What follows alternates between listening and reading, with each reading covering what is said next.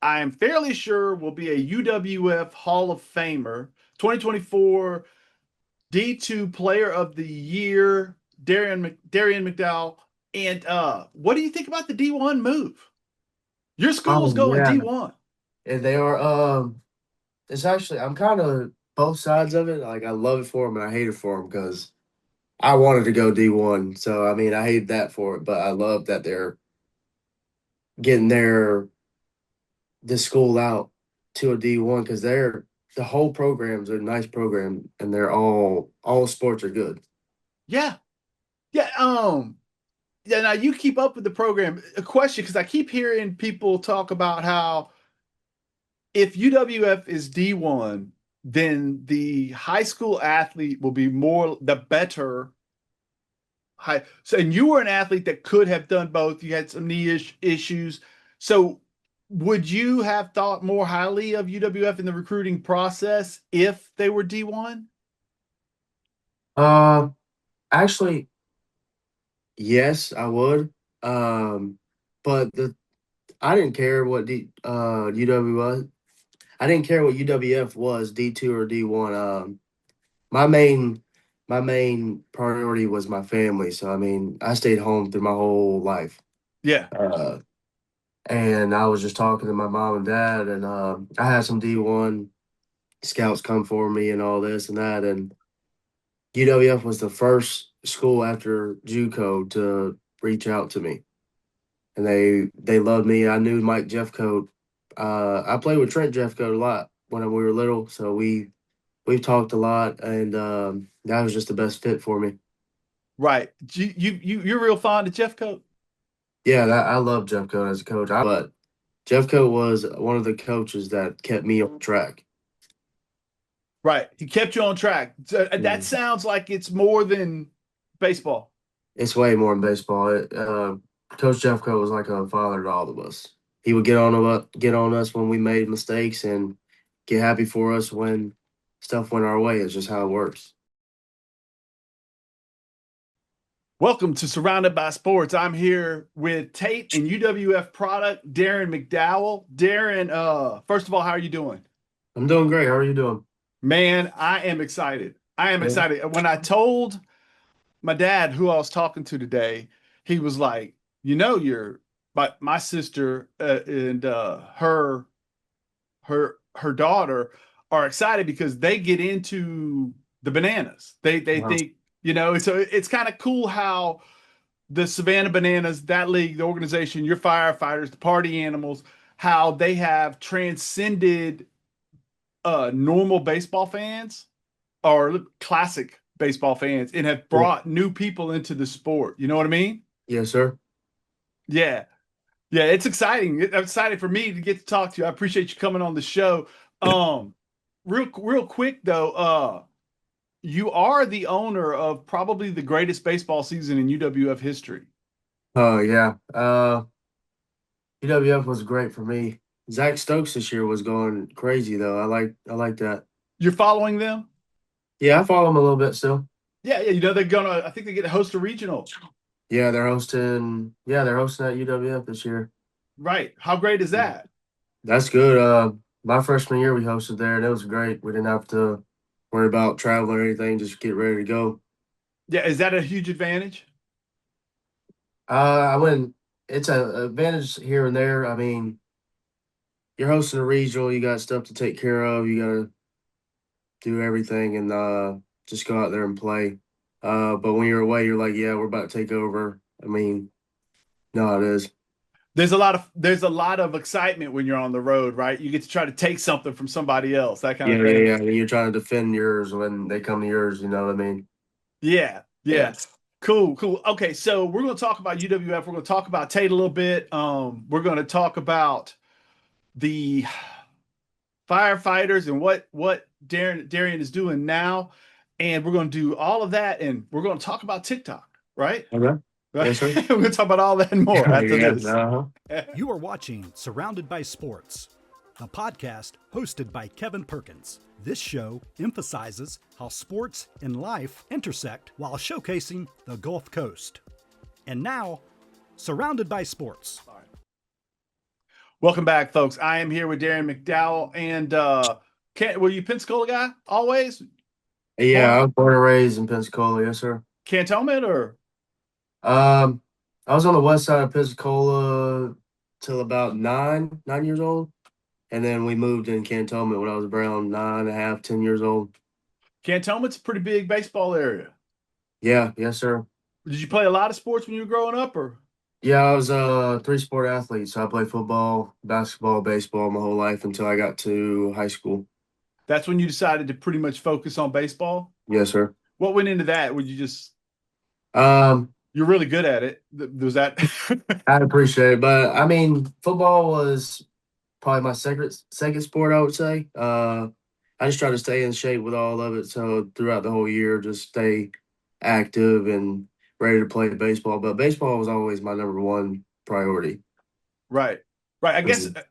when you get to high school, staying in shape ain't really that's gonna happen. You have off-season running programs, you have Yeah, all there's a that. lot of weight training programs once you get to high school. I mean, you really don't think about weights until you get to high school and you see these going in as a freshman, you see these seniors that are bigger than you. You're like, yeah, we got to get going right now. Right. Right. Mm. Now, you were a perfect game guy too, I'm sure. Here and there, I've been a perfect game sometimes. Right. Right. Who did you train with outside of season? Outside season, Phil Hyatt was one, West Florida Academy coach. I mean, big leaguer for 10 plus years. So, I Phil mean, Hyatt's a big name in the Gulf yeah. Coast. Yeah, absolutely. Daryl McCall, Absolutely. um, guys like that. Tim Spooneyberger when I was pitching and all them. Yeah. So, I've been around big league guys for my whole life. Right. And those guys, did they inspire you a little bit? Because Oh, those yes. you're talking Yes, about sir. guys that made it all the way. Yeah. Phil, he was the main one I was with. I stopped pitching when I got into college a little bit. I was two-way player, but I didn't really get to pitch that much. They liked me on the bag and hitting more. So I mean, Phil Hyatt's one of the main guys that helped me out with hitting wise. Yeah. Now you played first at UWF. Yes, sir. Yeah. Now, let's skip ahead to UWF because I got to film a couple of games when I worked with this streaming service that Mhm. during your career when you were over at first base. And I walked in and they were like, "Hey man, you got to see this guy hit the ball." And then we're watching you take BP, and you high level of what you do. Yeah.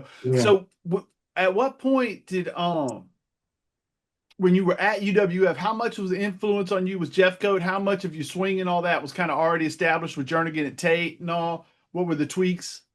So after Tate, I went to Pensacola State for 2 years. Right, Getting right. out of high school, after I played basketball in high school when I was a senior, Hmm. and I got to college. I had some knee problems. I had surgery my first year or my second year of JUCO. Getting into that helped me more. I couldn't run as much as my freshman year and sophomore year was getting there. And then so we get to UWF and the weight training program was phenomenal. I had a weight training coach named Devin Smith. He got me in shape real good. KB, he was one of the ones that helped me swing.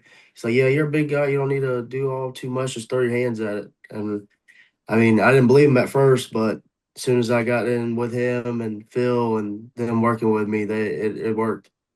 Right. Just literally just throw your hands at it. Hmm. The velocity they're bringing it with and your natural strength's going to take care of the worst. Yeah. Right. So then all you're doing is making contact, right? Yeah. Make contact. That's all I was. First year at UWF, 53, 54 strikeouts, wasn't cutting it for the MLB scouts and all that. So my second year, got more in shape and focused on not pulling off the ball or trying to hit it far. It's going to come when it comes. I mean, came 27 times, but Yeah. You hit 41 in college, right? at UWF, that's If you right. combine, yeah, UWF, if you combine the years and you hit 400, Uh-huh. right? And so, yeah, you think it came around for you? Yeah, yeah. I'm all glory to God. He helped me out, Yeah. all the people. But I made a promise to myself that year that we were going to do a Yeah. lot better than my freshman year or sophomore or junior year at UWF. Yeah, you were the player of the year, Mm. 2024 D1, D2 player of the year. So you wind up going to San Diego, and then things happen or whatever, and you wind up you're giving up the game, right? Hmm. And how do you wind up getting back into the game with the Firefighters? So we have a coach named Corey Pye. He was a coach at TCC when I was a JUCO at PSC. Okay. So he knew about me here and there, and I guess he got word back that I wasn't playing anymore.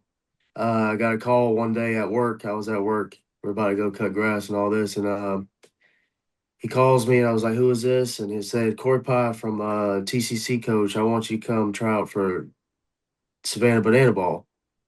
And at first, my first instinct was like, "I don't dance. I don't do any of that. Like, I don't know about it." And it took me some time. I talked to my parents, my grandma, everybody, my pop, everybody about it, and they were like, "You should try it." So he called me again, like 2 weeks later. And he was like, "Yeah, are you gonna be able to make it to a tryout?" I was like, "Yeah, I'll come." And the tryout was a week after he called me, and he was like, "I was," because my granddad had cut his foot, and he was doing all this surgery and all this. So I was trying to stay home with him. I was like, "I want to be here when the surgery happens." And he was like, "Well, can you come up here Friday?" And he called me Thursday. So I packed my bag, drove up there Thursday night, ready for Friday. Um, and I tried out in front of him, and I got the call during the draft. Right. And so was it a no-brainer you were going? Oh, not a no-brainer. Right, Uh, you don't dance. yeah, I didn't dance and all that. I mean, got You do back out there. now. Yeah, yeah, yeah. Got back out there after a year of not playing, and my swing just felt like it wasn't the same. So I was like iffy about it. And draft day came, second day, I was ninth round pick. Right. Now tell me that it is real baseball though. I mean, they're throwing the ball, you got to hit it. They're trying to get you out. Yeah, yeah. It's all of it's real baseball. All of it. Same baseball rules, but they throw in 11 of their own rules Mm-hmm. of the game. So it's Like still regular baseball. right, there's the to dummy it down for me, Mm. you look at it and you go, okay, what they've done, what the Savannah Bananas have done is we're not going to go over 2 hours. They looked and they said, what are the complaints people have about baseball? Mhm. Well, it's boring, right? I Yeah, don't think it's boring. You probably don't think it's boring because you played the game well. yeah. But if it's not made, it was made 100 years ago, Hmm. right? So I'm not saying that at the highest level or any level it's outdated, but you can do things to make it's like the Harlem Globetrotters or whatever. You can do things to make it entertaining in a different setting, and they've done that. The 2 hour time limit, the I can put a hitter in whenever one time I can just throw my best hitter out there and try to get an RBI right here. Now, how does it affect you too? You're not allowed to get out of the batter's box, right? You step foot out of the batter's box, you're out. Is that the entire at bat? As soon as you step in ready for the first pitch, you can't step out until you get a hit, walk, strikeout, anything. Right. Hmm. Right. And that's kind of intimidating when you think as a hitter, you kind of like to be able to get out of there. Did you Yeah, get yeah, used yeah. to it? Yeah, that was the first thing I asked. That was the first thing I was worried about because, back at UWF, I was either if it was striker ball, get out of the box, do your bat gloves, whatever, get ready to go for the next pitch. But But no you more. literally, yeah, you don't have you have no time to do anything. As soon as you step in that box, you better be ready for every pitch. Right. Right. Mm. Which is it's funny because I tell people sometimes, well, softball's baseball in a microwave, right? And Yeah, that's yeah, why yeah. people love it. Mhm. But here you still have the bigger field, you still have the baseball aesthetics, but you do get a little bit of a fast forward button on some of it. And along with, of course, the hijinks and all that, you're kind of great at the TikTok aspects of it. You know what I Yeah. mean? Like the clip where you come out of the stands, and then I think they shoot off fireworks in the background or fire or something, right? And Yeah, then you come through the team, and then you hit like the third pitch out of the park. yeah. So yeah, it was a walk up dance. We have these walk up dances. Sometimes they pick whoever you get like two or three a game. Um, they finally gave me one, and it was to my song called "Replay." Right. It was made in like 2008, 2007, whatever. But a lot of people know the dance or the words to it, so you want somebody to know. And they told me I had one, and we went over rehearsals, did it a couple of times. I was like, yeah, I'm used to it. I'm ready to go now. Second pitch of the AB, he threw me a changeup, and it just went out. Yeah. Why the backpack? Was that your idea? No, it wasn't my idea. So in the replay like replay music video, he had earphones and a backpack on. So we tried to replicate it by Sure. putting that on, and I was like, I can't take this book bag off before my at bat because it's gonna take too long. It's too tight on my shoulders and all that. So I was like, I'm just gonna take the AB with the book bag on. Right. Right. Well, Mm. it worked. I mean, Yeah, it worked. it worked aesthetically, and also the ball went out of the park, right? Yeah, yeah. Also, the crowd, hops up with you. Like you said, everybody knew the song. Mhm. How much are y'all involved in the, I guess, choreography of the ball game? The whole I wouldn't say the whole time, but mainly everything in that game we are in. So coming to fans. So as soon as before the game starts with that, we have a get thing called fan warm up.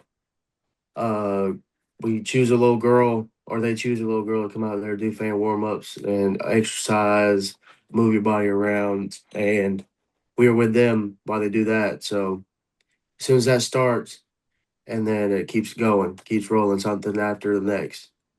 Right. And do you guys go to, is there like a person who, I don't know how what would you call that? A person who plans the show? Oh yeah, we have a show caller. Yes, sir.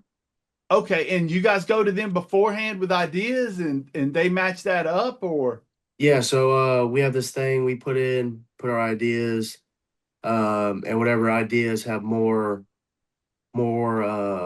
details in it, so they will know what you specifically want. Those are the ones that are going to try to get. They're going to try to pick more of. right, right. Okay, so you said earlier that you said I don't dance, or that kind of thing.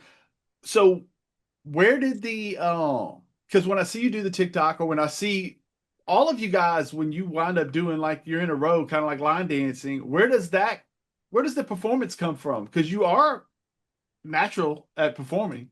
I appreciate it, but growing from my night when I was 19, I went to this non-dancing spot called Greg's downtown, Okay, and Wild Greg.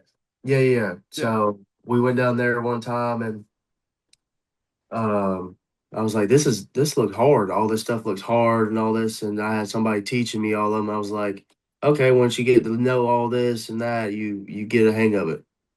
yeah. And so you enjoy that. You do that.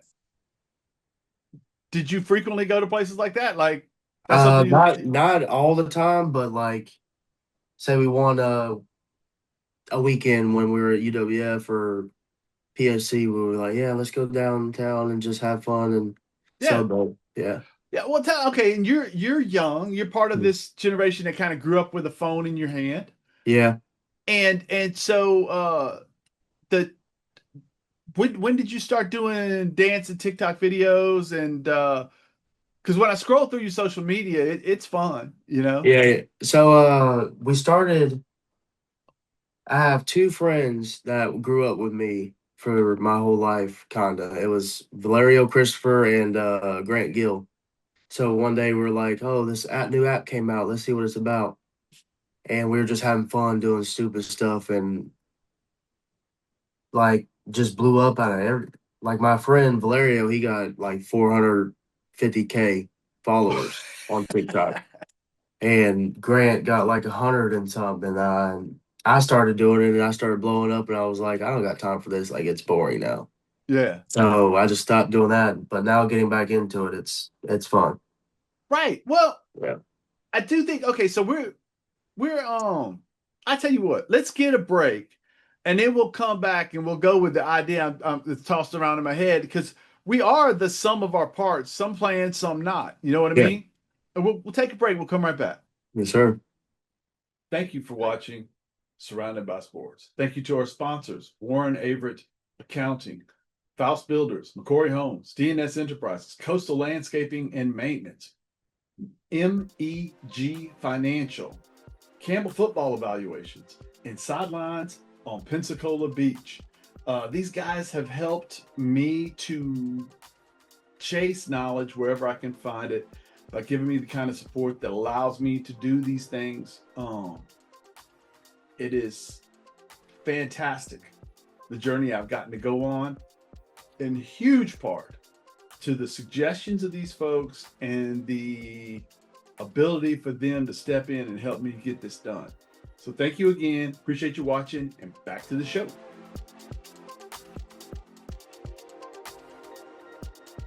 Yep. Okay. Welcome back, folks. Again, obviously, thank you to our sponsors. None of this happens without you. You allow me to chase knowledge wherever I can find it. And I find the Savannah Banana business model to be fascinating. You said earlier, I don't know if we talked about it yet, you're on the cusp of playing your first stadium. Yes, sir. Yes, first football stadium. Yes, sir. But yeah, your first football stadium. You've been playing big league stadiums. Big league, like AAA, AA stadiums. We haven't gotten to a big league stadium yet, but you haven't yet. Yeah. With the Firefighters, we're coming up. The back end of the season, we'll be going to big league stadiums and football stadiums. Right, because I think they're playing 45. The Bananas are playing 45 states, 75 stadiums, and like you're going to Iowa's football stadium and playing fairly soon, right? Yes, sir. Yeah, like Taylor Swift. Yeah. I'm just rolling into town. What size stadium you got for me, right? Yes, sir. It's surreal that anybody is able to put, 45, 50, 60,000 people into a stadium to watch baseball and it not be the Yankees. Mm-hmm. Right. And it, from the outside looking in, it has a very pro wrestling vibe, a rock and roll concert vibe. Not that it's fake, because like you said, you got to be able to make the plays. It's like a merger of the Harlem Globetrotters, not wrestling, but how wrestling is a spectacle. Mm-hmm. That's what I mean by that, right? It has a very spectacle feel. It feels like there's an emphasis on moments over the season isn't as important as what the fan feels today. Does that make sense? Yes, sir. If I had to put it in your I mean, it's baseball. Yeah, it's regular baseball. And at the same time, it's like a show. Right. So we put on a show, do whatever. The fans love it. We put the fans first. I mean, you go to a big league stadium and try to get an autograph from a guy that's playing in the field. It's not going to happen. So we try to make the fans first. I'm in right field, and you got the fans saying 10, 10. My number's 10 this year. And can we get an autograph? So third pitch or third out of the game, I always go back to the right field fence and be like, hey, yeah, I'll sign a couple and then leave. Or if we're warming up, I try to give a ball to somebody. Like I try to be as fan friendly as possible. Yeah. Right. And you guys include the fans in your skits. You I think it's great too. Did you watch any of the World Baseball Classic? Yes, sir, I did. Yeah. Okay, when you watch Venezuela do something good, they go crazy. Yeah, they do. Right. But what the Bananas do, what you're doing, is it's similar to that vibe at the game. When you made a play. I see. So you catch a line out and you throw a guy out at first base. Right. And then you run and you like chest bump people and you guys, your whole team's out of the dugout having a good time. Yeah. That's what it's all about, right? Yes, sir. So the whole game, we're out of the dugout. Nobody's sitting in the dugout. the whole game, we're like lined up on the first base line where the warning track and the grass meet. So we're stepping on the warning track. The other team's doing the same thing. Like nobody's sitting down the whole time or sitting on the bench or behind the dugout wall. Like nobody's in the dugout the whole game, and it's just everybody's into it. The fans love it. We're out there. I mean, I had a fire hydrant costume on 2 weekends ago, trying to make fans laugh and all that stuff. So, Yeah, that's the point. that's the point of it right there. Are you having the best time? This is probably one of the best things I've done in life so far. Yes, sir. Yeah, and what's cool is okay. So my point before we took the break was where I was going with all of this as we talked, and what I'm realizing is I always have this belief that we're the sum of our parts. You know, Yeah, like yeah. who you were as a young man influences who you are next, and the little thing like going and doing a little bit of line dancing in college because you're trying to kill time, merge that with all that work you did for years learning to drive a baseball. Mhm. And all of a sudden, this weird opportunity, because, you know, when you were a junior in high school, none of this was possible. No, yeah. The No. bananas didn't exist, No. right? Mm-hmm. But so you don't know, you can't train for this. But because, and you're an affable guy, you're a nice guy, right? And you're open to trying new things, and that allows you to enter this neat stage of your life, right? Yes, sir. Yeah, man. Yeah, That's probably the greatest choice I made was like God help me make this choice to put my guard down for once. So I was a type that if we went out somewhere or did something, did that, I would stay out of the way, stay in the corner, make sure everybody's okay and all that. Um, this this job or this game and all these people have just made me come out to be like, hey, I want to be involved more, if that makes sense. yeah, Yeah. absolutely. That's Mhm. beautiful, right? Yes, sir. It Right. is. And that see, and who knows what that leads to next, Mm-hmm. right? Because you being willing to open yourself up is going to allow you to excel in ways you never thought possible. Exactly.